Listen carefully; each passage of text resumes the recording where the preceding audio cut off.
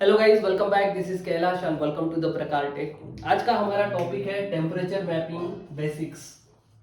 Temperature mapping basics, हाँ, क्योंकि आने वाले वीडियो में हम डिटेल्स में टेम्परेचर मैपिंग की डिस्कशन करने वाले हैं। तो सबसे पहले टेम्परेचर मैपिंग क्या होता है वो जान लेते हैं। What is temperature mapping? What is temperature mapping? ठीक है, आपको इंटरव्यू में पूछ सकते हैं या फिर जो टेम्परेचर मैपिंग करते हैं उनको पता होना चाहिए कि टेम्परेचर मैपिंग क्या होती है। बेसिक और सीधे कंसेप्ट में मैं आपको बताता हूँ कि टेम्परेचर मैपिंग क्या होती है। दोस्तों, टेम्परेचर मैपिंग कोल्ड स्टोरेज होते हैं, हॉट स्टोरेज होते हैं, इक्विपमेंट्स होते हैं like hot air oven, refrigerator, deep freezer, freezers, incubators और फर्नेसेस। उसके बाद में आपका क्लीन रूम एरियाज आता है, स्टोरेज आते हैं, कोल्ड स्टोरेज आते हैं, बड़े स्टोरेजेस आते हैं जो मटेरियल स्टोर करने के लिए, रॉ मटेरियल स्टोर करने के लिए, रॉ मटेरियल स्टोर करने के लिए, वेयर हाउसेस होते हैं, बड़े कोल्ड स्टोरेजेस होते हैं। ये सारी चीज़ें मतलब ये सारे एरियाज और इक्विपमेंट्स की मैपिंग की जाती है। क्या होती है टेम्परेचर मैपिंग? तो बेसिक वर्ड में अगर मैं आपको बताऊं तो एरिया में कितना टेम्परेचर है वो आइडेंटिफाई करने के लिए टेम्परेचर मैपिंग की जाती है। मतलब सपोज एक रूम है, उस रूम में कितना टेम्परेचर मेंटेन्ड है। एक प्री डिफाइंड इंटरवल रहता है जैसे कि 12 आवर्स, 72 आवर्स, 24 आवर्स। और प्री डिफाइंड आपका टाइम इंटरवल रहेगा कि कितने इंटरवल में आपको रीडिंग चाहिए। सपोज मुझे एवरी 30 मिनट में इस एरिया का मॉनिटरिंग करना है, तो मैं अलग अलग जगह पे यहाँ पे जो है सेंसर्स लगाऊंगा और एवरी 30 मिनट का रीडिंग उसमें लॉग होगा और वो रीडिंग फिर हम कलेक्ट करेंगे और उससे हम आइडेंटिफाई करेंगे कहाँ पे टेम्परेचर ज़्यादा है, कहाँ पे कम है। और फिर हम उसमें ये भी आइडेंटिफाई करेंगे कि कहाँ पे कौन से एरिया में एग्जैक्ट टेम्परेचर वेरिएशंस ज़्यादा आ रहा है। इसी को टेम्परेचर मैपिंग कहते हैं। लाइक वहाँ पे मैं आपको एक एग्जांपल देता हूँ। यहाँ पे मेरी ड्राइंग इतनी अच्छी नहीं है, इग्नोर करना। देखिए ये एक एरिया है और ये एरिया का एक डिस्टेंस, जो भी डिस्टेंस होगा, तो मान लीजिए हम यहाँ पे ऐसे सेंसर्स लगाते हैं 1 2 3 4 5 6 7 8 और 9। तो हम ये सेंसर में यहाँ से कितना डिस्टेंस है, यहाँ से यहाँ कितना डिस्टेंस है, यहाँ से कितना डिस्टेंस है, इसका डिस्टेंस कितना है, ये सब टेम्परेचर मैपिंग में मायने रखता है। ये सारी चीज़ें हम डिटेल्ड कोर्स में एग्जैक्टली मैं आपको बताऊंगा कि ये डिस्टेंस कितना होता है, कितने सेंसर्स यूज करने चाहिए, ये सारी चीज़ें। तो ये जो डेटा लॉगर्स होते हैं 1 2 3 4 5 6 7 8 9, ये सेंसर्स भी हो सकते हैं जो विद डेटा लॉगर है। ये कैलिब्रेटेड सेंसर्स रहते हैं, कैलिब्रेटेड रहते हैं। और ये कैलिब्रेटेड सेंसर्स या डेटा लॉगर यूज करके एरिया में टेम्परेचर मॉनिटरिंग की जाती है। वो मॉनिटरिंग करने से हॉटस्पॉट और कोल्ड स्पॉट आइडेंटिफाई किए जाते हैं और वो हॉटस्पॉट और कोल्ड स्पॉट आइडेंटिफाई करके उनको कंटिन्यूअसली मॉनिटर किया जाता है ताकि हमको पता रहे कि ये एरिया का टेम्परेचर जो है आउट ऑफ जा रहा है या फिर मेंटेन है। अगर आपका जो हॉटस्पॉट, मान लीजिए यहाँ पे हमको ज़्यादा टेम्परेचर मिला, यहाँ पे हॉटस्पॉट मिल गया अपने को, तो इसका मतलब क्या होता है कि ड्यूरिंग स्टडी हमको पता चला कि इस एरिया में कंटिन्यूसली टेम्परेचर ज़्यादा है। तो ड्यूरिंग ऑपरेशंस हम जब यूज कर रहे हैं, मान लो इसका टेम्परेचर आउट ऑफ चला गया, तो ऑब्वियस ये पूरा एरिया का टेम्परेचर आउट ऑफ चला जाएगा। ठीक है, तो इसके लिए हॉटस्पॉट आइडेंटिफाई करते हैं। अभी टेम्परेचर मैपिंग जो होती है वो करने की क्या जरूरत होती है? सबसे पहले हमने देखा कि what is temperature mapping. Temperature mapping होती है कि आप सेंसर या डेटा लॉगर्स लगा के उस एरिया का या इक्विपमेंट का जो है टेम्परेचर, इक्वली डिस्ट्रीब्यूटेड टेम्परेचर वहां पे है कि नहीं ये चेक करते हो। अभी सबसे मतलब इम्पोर्टेंट सवाल ये है कि ये किसको करनी चाहिए टेम्परेचर मैपिंग? टेम्परेचर मैपिंग किसको करनी चाहिए? तो टेम्परेचर मैपिंग में अगर हम फार्मा की बात कर रहे हैं या फिर केमिकल की बात कर रहे हैं या फिर फूड इंडस्ट्री की बात कर लो, हेल्थ केयर इंडस्ट्री की बात कर लो, तो इसका सबका आउटकम एक ही है। जहां पे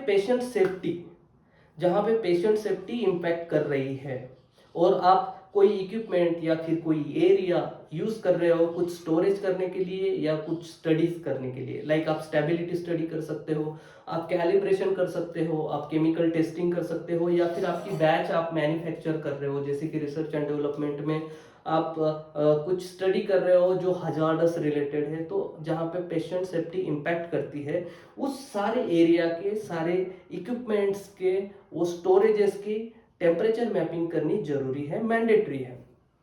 तो जहाँ पे भी ये है, लाइक फार्मास्यूटिकल इंडस्ट्री तो 100% इसमें मैपिंग करनी ही पड़ती है, लेकिन अभी हॉस्पिटल्स हो गए, मेडिसिन जहाँ पे मेडिसिन स्टोर करते हैं, मेडिकल्स हो गई, छोटी छोटी मेडिकल्स होती है जहाँ पे वो लोग रेफ्रिजरेटर्स यूज करते हैं मेडिकल स्टोरेज करने के लिए, तो उनके पास एक एविडेंस रहना चाहिए, डॉक्यूमेंट रहना है कि इस इक्विपमेंट का मैपिंग हुआ है और इस इक्विपमेंट में वेल विद इन वो टेम्परेचर मेंटेन रहता है, तो इसके लिए टेम्परेचर मैपिंग करनी पड़ती है, ठीक है। और इन लोगों को जो मैं आपको बता रहा हूँ उन लोगों को टेम्परेचर मैपिंग करना मैंडेटरी है, hospitals, medicine, pharma industries, health care industries, hospitals, cold storages, जो हीटिंग एलिमेंट पे वर्क करते हैं, जहाँ पे हीटिंग एलिमेंट मैटर करता है, जहाँ पे बड़े बड़े फर्नेसेस यूज होते हैं, इन लोगों को भी मैपिंग करना मैंडेटरी है, ठीक है। तो हमने देखा कि टेम्परेचर मैपिंग क्या होती है और टेम्परेचर मैपिंग किसको करनी पड़ती है,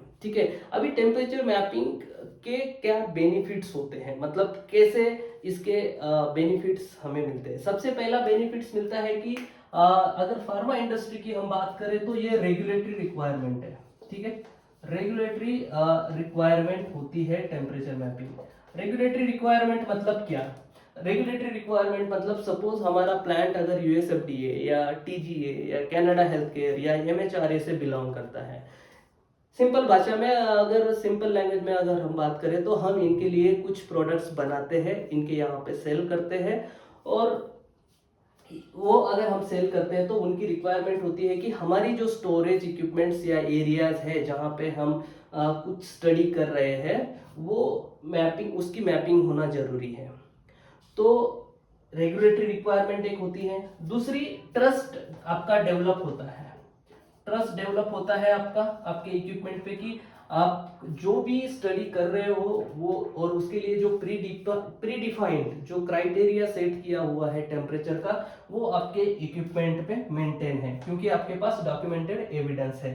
तीसरी चीज होती है, आप डायरेक्टली और इनडायरेक्टली पेशेंट सेफ्टी को जो है, पेशेंट सेफ्टी का पूरा ध्यान रख के आप आपका जो है स्टडी कर रहे हो, क्योंकि पेशेंट सेफ्टी बहुत इंपॉर्टेंट है। अभी जब आप पेशेंट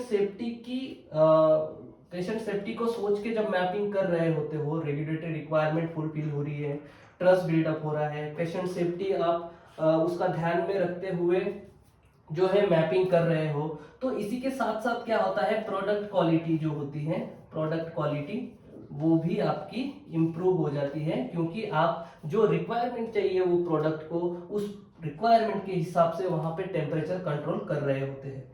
और ये आपकी प्रोडक्ट क्वालिटी हो गई, पेशेंट सेफ्टी हो गई, ट्रस्ट डेवलप हो गया, रेगुलेटरी रिक्वायरमेंट हो गई, और सबसे बड़ी बेनिफिट क्या होती है, जब आप आपकी इक्विपमेंट की टेम्परेचर मैपिंग करवाते हो, तो वो मैपिंग में अगर आपको डेविएशन मिलता है, सपोज उस मैपिंग में आपको डेविएशन मिला, तो फिर आपका एक्शन क्या रहेगा, वो जो डेविएशन मिला है उसको करेक्ट करना। उसको अगर आपने करेक्ट किया, मतलब आपने क्या किया, आपका जो इक्विपमेंट रॉन्ग रिजल्ट दे रहा था, गलत रिजल्ट दे रहा था, गलत टेम्परेचर मेंटेन कर रहा था, गलत टेम्परेचर मेंटेन कर रहा था, तो आपने उसको करेक्ट करके ले लिया। मतलब यहाँ से क्या हुआ, आपके इक्विपमेंट पे आपका ट्रस्ट बढ़ गया कि मेरा इक्विपमेंट अभी सही चल रहा है, और उसकी लाइफ साइकिल भी इंक्रीज हो गई, क्योंकि आपने उसका उस डेविएशन की वजह से प्रॉपर मेंटेनेंस करवा लिया, जो कुछ उसमें गलतियां थी वो सुधार ली। तो इतने सारे बेनिफिट्स आपको मिलेंगे टेम्परेचर मैपिंग करने के। और आपको, अगर आप टेम्परेचर, आपके पास इक्विपमेंट है लेकिन आपको पता नहीं है कि मॉनिटर, जो आप सेंसर मॉनिटर करते हो रूटीनली, वो कहाँ पे रखना है, तो आप इसी मैपिंग में हॉटस्पॉट और कोल्ड स्पॉट जो होते हैं वो आइडेंटिफाई करते हो, ठीक है, और उनको रूटीनली मॉनिटरिंग के लिए यूज करते हो, ठीक है। अब इसमें दूसरा मतलब ये बेनिफिट्स, ये कॉमन बेनिफिट्स हो गए। अभी इसमें और एक चीज होती है कि जब आपका ये एरिया है और ये एरिया में मान लो आपने यहाँ पे एसी लगाया हुआ है, तो इस एसी के वजह से आपको पता चलता है कि ये फ्रंट एरिया में क्या वेरिएशन है, साइड में कितना वेरिएशन है और नीचे कितना वेरिएशन है। और अगर आपको लगता है कि ये जो वेरिएशन है वो अनएक्सेप्टेबल है यहाँ पे एसी लगाने के वजह से, ड्यूरिंग मैपिंग जो रिजल्ट आएंगे उस वहाँ वो एनालिसिस करने के बाद में आपको पता चला कि यहाँ से ये एसी यहाँ पे होने की वजह से सिर्फ यहीं पे ज्यादा कूलिंग होती है, यहाँ पे और यहाँ पे नहीं होती है, और उसकी वजह से टेम्परेचर मेंटेन नहीं होता है, तो ऑब्वियस आपको जो ये मिलेगा, आपका जो कोल्ड स्पॉट मिलेगा वो एसी के सामने ही मिलेगा। तो इस केस में आप लोग क्या कर सकते हैं कि इस एसी को रिलोकेट कर सकते हो, ये आपको मैपिंग करने से पता चलेगा, और इसको ऐसी जगह पे लगा सकते हो जहां से ये फ्लो पूरी रूम में ऐसा आपको प्रॉपरली मिले। ठीक है, तो ये भी एक बड़ा बेनिफिट होता है टेम्परेचर मैपिंग करने का कि अगर आपको आपके एरिया में जो है टेम्परेचर इक्वली डिस्ट्रीब्यूटेड है या नहीं है, अगर नहीं है तो उसको कैसे करना है, ये आपको मैपिंग करने के बाद में रिकमेंडेशन में मिल जाता है कि आपका एसी जो है सिर्फ एक ही एरिया में टेम्परेचर फ्लोट कर रहा है और अदर एरियाज में उसका इम्पैक्ट कम है। तो इस केस में हम हमारा जो यूटिलिटीज होता है लाइक एसी हो गया या फिर हमारा एचवीएसी या एचयू का जो सप्लाई और रिटर्न होता है उनको रिलोकेट करके प्रॉपर उस रूम को डिजाइन कर सकते हैं।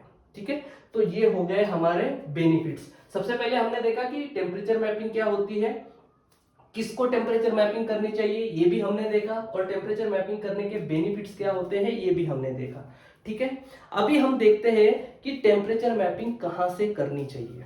ठीक है, और एंड ऑफ द वीडियो में आपको बताऊंगा कि ये टेम्परेचर मैपिंग की एग्जैक्ट जो एक्सपेक्टेशन होती है फ्रॉम रेगुलेटरी एक्सपेक्टेशंस, मतलब रेगुलेटरी जो एजेंसीज होती है like USFDA, MHRA, TGA, Canada health care और हमारे इंटरनल एक्सटर्नल बहुत सारे ऑडिटर्स होते हैं, उनकी एग्जैक्ट एक्सपेक्टेशन क्या होती है, कैसे वो जो हमारे डेटा लॉगर्स है वो कहाँ से कैलिब्रेटेड होने चाहिए, उनकी एक्यूरेसी कितनी होनी चाहिए, उनमें बैटरी का कंडीशन होता है वो बैटरी की कंडीशन क्या होनी चाहिए, और उसमें 21 CFR जो होता है उसके क्या क्या पॉइंट्स एप्लीकेबल होते हैं, ये सारी चीजें हम अपकमिंग वीडियो में देखने वाले हैं। तो एंड ऑफ द वीडियो में बताऊंगा आपको कि वो वीडियो आपको कब मिलेगा।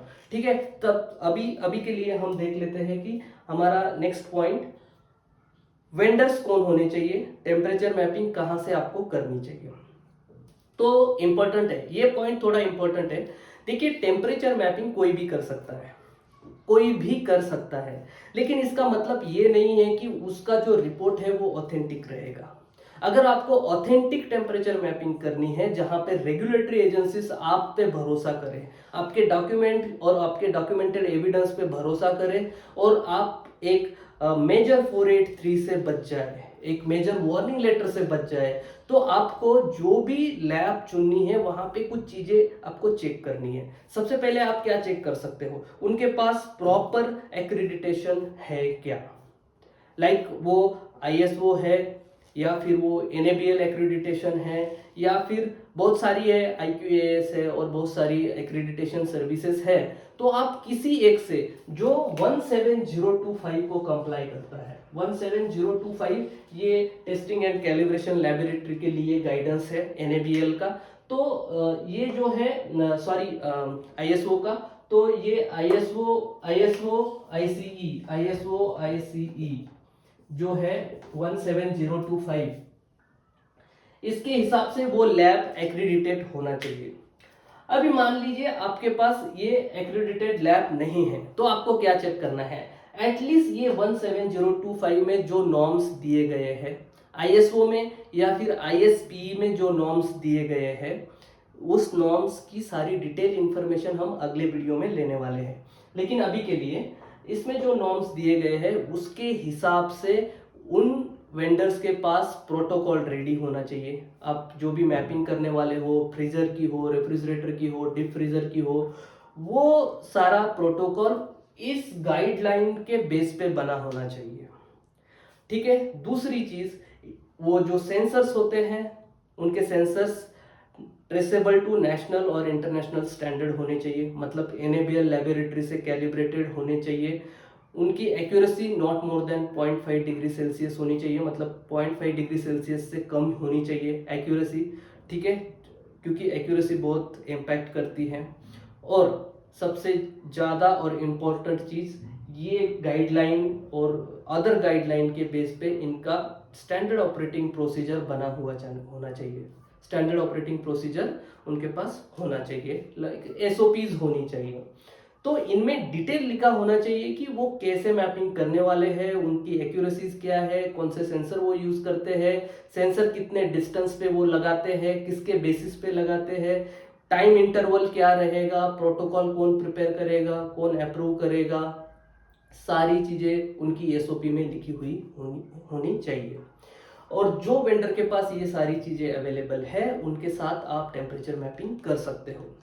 आपको, अगर आप सच में एक ट्रस्टेड पार्टनर ढूंढ रहे हो टेम्परेचर मैपिंग के लिए, अगर आप एक ट्रस्टेड पार्टनर ढूंढ रहे हो टेम्परेचर मैपिंग के लिए, तो नीचे दिए गए कॉन्टैक्ट नंबर्स पे या ईमेल आईडी पे आप इंक्वायरी फ्लोट कर सकते हैं। ये एक ट्रस्टेड पार्टनर है आपके कैलिब्रेशन और टेम्परेचर मैपिंग सर्विसेज के लिए। आपको परफेक्ट प्रोटोकॉल, परफेक्ट आपकी सारी जो रिक्वायरमेंट टेम्परेचर मैपिंग के लिए होती है, वो सारी रिक्वायरमेंट फुलफिल करने के लिए ये वेंडर एकदम परफेक्ट है। आप इनके नीचे दिए गए हुए नंबर पे कॉल कर सकते हैं और इनके इंजीनियर्स आपको गाइड करेंगे कि आप टेम्परेचर मैपिंग कैसे कर सकते हैं, कितने सेंसर्स आपको यूज करने चाहिए, प्रोटोकॉल कैसे आपका बनेगा, कौन अप्रूव करेगा, और क्या इंटरवल्स आपको रखना चाहिए, गाइडलाइंस क्या बोलती है, सारी इंफॉर्मेशन आपको दी जाएगी। बस आपको इस नीचे के नंबर पे कॉल करना है और पूछना है कि आपको कौन से इक्विपमेंट या एरिया की मैपिंग करनी है, वो आपको बताएंगे कि आप क्या कर सकते हैं। अगले वीडियो में हम देखने वाले हैं WHO एंड ISP की गाइडलाइन की एक्सपेक्टेशन टेम्परेचर मैपिंग के बारे में। एग्जैक्ट इनके क्या एक्सपेक्टेशंस है, इसमें क्या लिखा हुआ है, और सारी डिटेल इंफॉर्मेशन के साथ हम मिलेंगे नेक्स्ट वीडियो में फॉर द टेम्परेचर मैपिंग। और तब तक के लिए धन्यवाद। Thank you so much for watching this video.